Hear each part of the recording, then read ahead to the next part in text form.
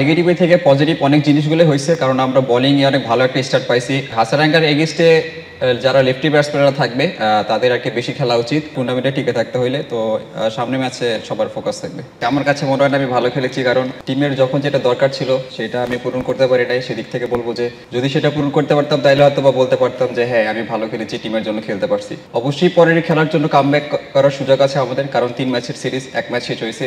Next match আমাদের জন্য খুব ইম্পর্টেন্ট। যদি আমরা কামব্যাক করতে পারি তাহলে ইনশাল্লাহ we are in the tournament.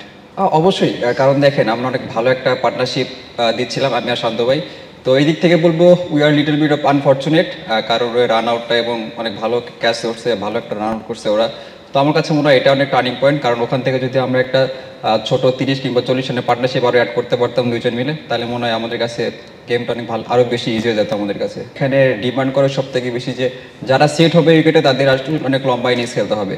তো আমি আর শান্ত ভাই যেরকম সেট ছিলাম ওখানে, আমরা যদি আর কিছুটা ওভার থাকতে পারতাম, অ্যাটলিস্ট 5 to 10 ওভার যদি আরও স্টে করতে পারতাম, তাহলে আমাদের ম্যাচটা অনেক ভালোভাবে বেড়ে আসতো এবং পরবর্তী ব্যাটসম্যানদের জন্য অনেক ইজি হয়ে যাইতো।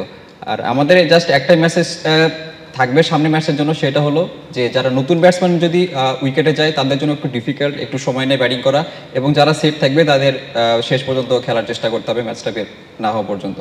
আমাদের একটা লম্বা ডিসকাশন হয়েছে লাস্ট ম্যাচের ব্যাপারে। তো কোচে সেখানে আমাদের কিছু ইনফরমেশন দিয়েছে। লাস্ট ম্যাচে আমরা যেভাবে কলাপস করেছি সেখানে একটা ইনফরমেশন জাস্ট যে এইরকম উইকেটে যারা সেট হবে তাদের শেষ করতে হবে, জাস্ট একটাই। কারণ নতুন ব্যাটসম্যানদের জন্য ডিফিকাল্ট উইকেটে যে, কারণ ওদের টপ কোয়ালিটি স্পিনার আছে, তাদের এগেইনস্টে ব্যাটিং করা। তো যারা সেট ব্যাটসম্যান থাকবে তাদের ইনশাল্লাহ যত লম্বা ক্যারি করা যায়।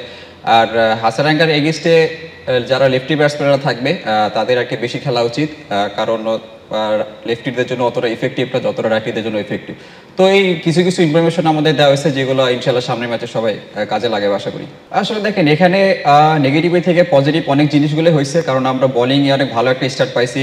দেন বোলিংয়ে ফিনিশটা অনেক ভালো হয়েছে, ফিল্ডিং অনেক ভালো ছিল, ব্যাটিংয়ের শুরুটা অনেক ভালো ছিল। জাস্ট আফটার 17 ওভার্স তারপরে একটা কলাপস হয়েছে, যেটার কারণে আমরা আর কি কামব্যাক করতে পারি নাই। আশা করি যে এখান থেকে যেটা হয়েছে আনএক্সপেক্টেড, আসলে আমরা কিছুটা আনফর্চুনেটও বলবো, কারণ এরকম সাধারণত আমরা খেলায় দেখি না এরকম ঘটনা ঘটতে। তো আশা করি সামনের ম্যাচগুলোতে এই জিনিসগুলো আর ঘটবে না। ব্যক্তিগত গোল যেটা বলবো, আমার সবসময় চেষ্টা থাকে প্রত্যেক ম্যাচ বাই ম্যাচ খেলার এবং প্রত্যেক ম্যাচে টিমকে ভালো কিছু কন্ট্রিবিউট করা। তো টিমের যেটা রিকোয়ারমেন্ট, যেটা আমি লাস্ট ম্যাচে পূরণ করতে পারি না, চেষ্টা থাকবে টিমের যেটা রিকোয়ারমেন্টস, টিমের যেটা নিড সেটা যাতে আমি পরবর্তী ম্যাচে পুষে দিতে পারি। আর টিম গোল যেটা, যেহেতু 3 ম্যাচের সিরিজ, 1 ম্যাচ শেষ হয়েছে, সামনে আরও 2 ম্যাচ আছে। আমরা 2 ম্যাচে চিন্তা করতেছি না, কারণ সামনের ম্যাচটা অনেক ইম্পর্টেন্ট টুর্নামেন্টে টিকে থাকতে হইলে। তো সামনের ম্যাচে সবার ফোকাস থাকবে। I don't think so I played well because I couldn't bet what the team requires, and I think if I bet according the team demand, then I can say I bet well. So I just only say I will try in the next game. I think that catch and the run out, I can say that was unfortunate for our team, because if we overcome that, it will be in our side.